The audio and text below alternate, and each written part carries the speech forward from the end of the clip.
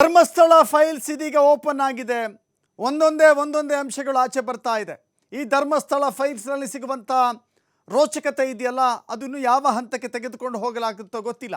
ಸದ್ಯಕ್ಕಂತೂ ಧರ್ಮಸ್ಥಳ ಗ್ರಾಮದಲ್ಲಿ ನೇತ್ರಾವತಿ ನದಿ ದಂಡೆಯಲ್ಲಿ ಶೋಧ ಮುಂದುವರಿತಾ ಇದೆ. 6ನೇ ಸ್ಥಳದಲ್ಲಿ ಸಿಕ್ಕಿರುವಂಥ ಎಲ್ಲ ಅಂಶಗಳನ್ನು, ಮಾದರಿಗಳನ್ನು ಸಂಗ್ರಹಿಸಿ ಒಂದು ಕಡೆ ಪರೀಕ್ಷೆಗೆ ಒಳಪಡಿಸಲಾಗ್ತಾ ಇದೆ. ಈಗ 7ನೇ ಪಾಯಿಂಟ್ಗೆ ಹೋಗುವಂಥ ಸಂದರ್ಭ. 7ನೇ ಪಾಯಿಂಟ್ಗೂ ಕೂಡ ಹೋಗಿ ಶೋಧ ಮಾಡುವಂಥ ನಿಟ್ಟಿನಲ್ಲಿ ಅಧಿಕಾರಿಗಳು ಮುಂದಾಗ್ತಾ ಇದ್ದಾರೆ. SIT ಅಧಿಕಾರಿಗಳ ಜೊತೆಗೆ ಕಂದಾಯ ಇಲಾಖೆಯ ಅಧಿಕಾರಿಗಳು ಕೂಡ ಇದ್ದಾರೆ. 7ನೇ ಪಾಯಿಂಟ್ನಲ್ಲಿ ಏನು ಸಿಗುತ್ತೆ ಸಿಗಲ್ಲ ಎಲ್ಲವೂ ಕೂಡ ಕುತೂಹಲ ಕೆರಳಿಸ್ತಾ ಇದೆ. ಅದೇ ಸ್ಥಳದಿಂದ ನಮ್ಮ ಪ್ರತಿನಿಧಿ ಆದಿತ್ಯ ನೇರ ಸಂಪರ್ಕದಲ್ಲಿ ಜಾಯ್ನ್ ಆಗ್ತಾ ಇದ್ದಾರೆ.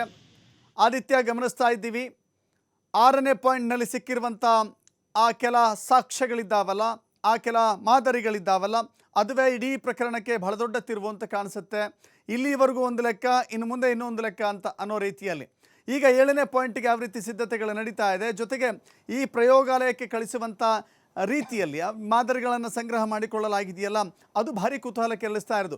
1ನೇ ಪಾಯಿಂಟ್ನಲ್ಲಿ ಸಿಕ್ಕಿರುವಂಥ ದಾಖಲೆಗಳು ಜಾಂಡಿಸ್ನಿಂದ ಒಬ್ಬ ವ್ಯಕ್ತಿ ಸತ್ತ ಅಂತ ಹೇಳಲಾಗ್ತಾ ಇದೆ. ಆದರೆ ಆತನ ಶವ ಸಂಸ್ಕಾರ ಇಲ್ಲಿ ನಡೀತು, ಕೇವಲ ದಾಖಲೆಗಳು ಮಾತ್ರ ಇಲ್ಲಿ ಸಿಗ್ತಾ, ಶವ ಸಂಸ್ಕಾರ ಬೇರೆ ಕಡೆ ನಡೆದಿತ್ತಾ?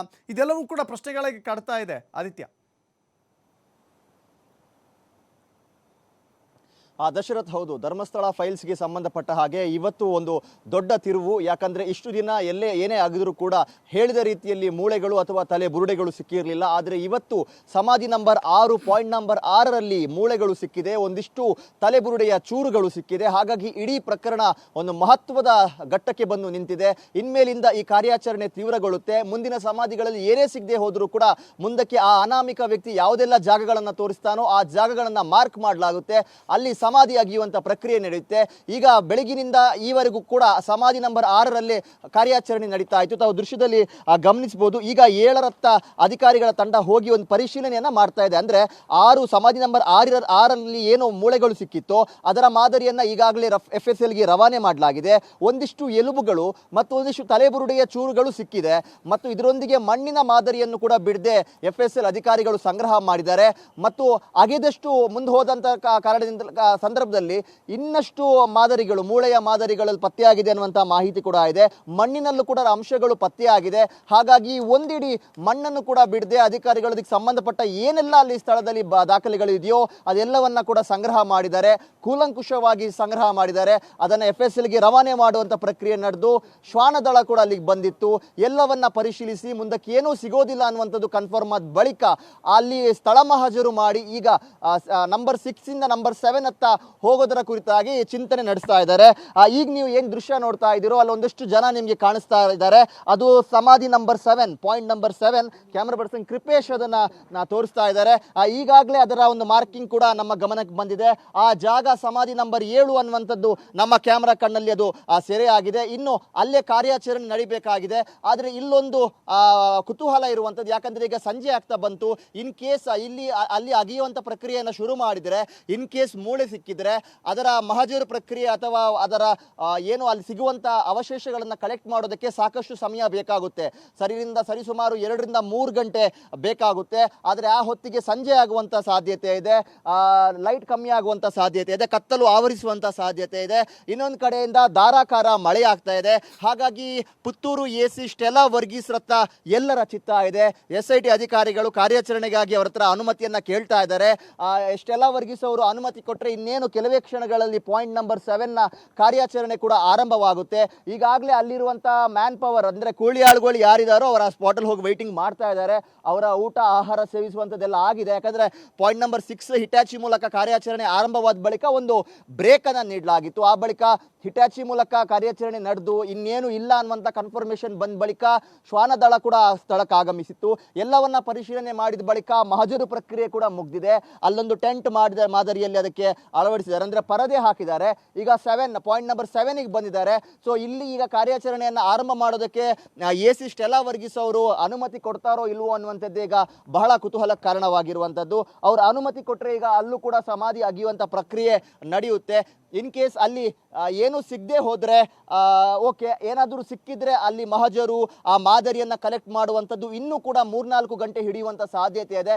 ಹಾಗಾಗಿ ಸ್ಟೆಲ್ಲಾ ವರ್ಗೀಸ್ ಅವರು ಕೂಡ ಯೋಚನೆ ಮಾಡ್ತಾ ಇದ್ದಾರೆ. ಅವರ ನಿರ್ಧಾರವನ್ನು ಇನ್ನೂ ಕೂಡ SITಗೆ ಅವರು ಪ್ರಕಟಿಸಿಲ್ಲ.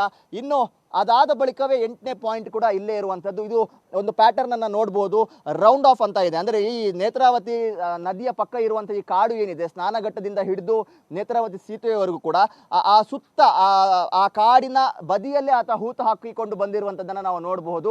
ನೇತ್ರಾವತಿ ಸ್ನಾನಘಟ್ಟದಲ್ಲೂ ಕೂಡ ಪಾಯಿಂಟ್ ನಂಬರ್ 1 ಏನಿತ್ತು ಅದು ಕೂಡ ನದಿಯ ದಡದಲ್ಲೇ ಇದ್ದಿದ್ದು, ಕಾಡಿನ ಸೈಡಲ್ಲೇ ಇದ್ದಿದ್ದು, ಅಲ್ಲೇ ಆ ಸುತ್ತಳತೆಯಲ್ಲಿ ಆತ ಹೂತಾಕೊಂಡು ಬಂದಿರುವಂಥದ್ದನ್ನು ನಾವು ಗಮನಿಸಬಹುದು.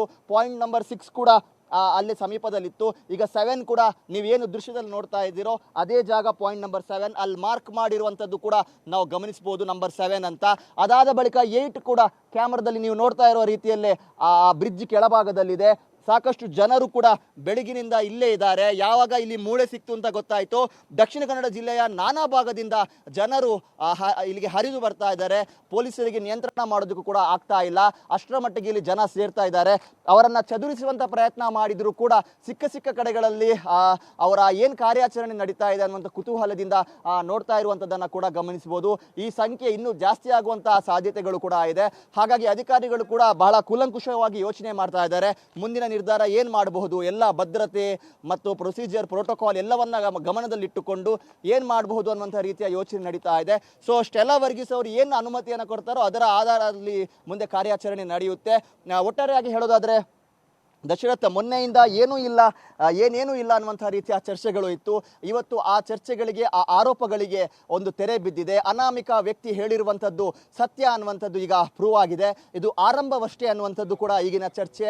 ಮುಂದಕ್ಕೆ ಪಾಯಿಂಟ್ ನಂಬರ್ 7, ಪಾಯಿಂಟ್ ನಂಬರ್ 8 ಬಳಿಕ ಪಾಯಿಂಟ್ ನಂಬರ್ 9, 10, 11, 12 ಇದೆಲ್ಲವೂ ಕೂಡ ರಸ್ತೆ ಬದಿಯಲ್ಲೇ ಇರುವಂಥದ್ದು. ಹಾಗಾಗಿ ಇಲ್ಲಿ ಮಹತ್ವದ ಸುಳಿವು ಅಥವಾ ಆತ ಮಾಡಿರುವಂಥ ಆರೋಪಕ್ಕೆ ಪೂರಕವಾದಂಥ ಒಂದು ಘಟನೆಗಳು ನಡೆಯುವಂಥ ಎಲ್ಲ ಲಕ್ಷಣಗಳು ಕೂಡ ಸದ್ಯ ಕಾಣಿಸ್ತಾ ಇದೆ. ದಶರಥ್, ಆದಿತ್ಯ, ಈ ಜಾಗ ಏನಿದೆ ಇಲ್ಲಿ ಮೂಳೆಗಳು ಪತ್ತೆಯಾಗಿದೆ 6ನೇ ಜಾಗದಲ್ಲಿ, ಆದ್ರೆ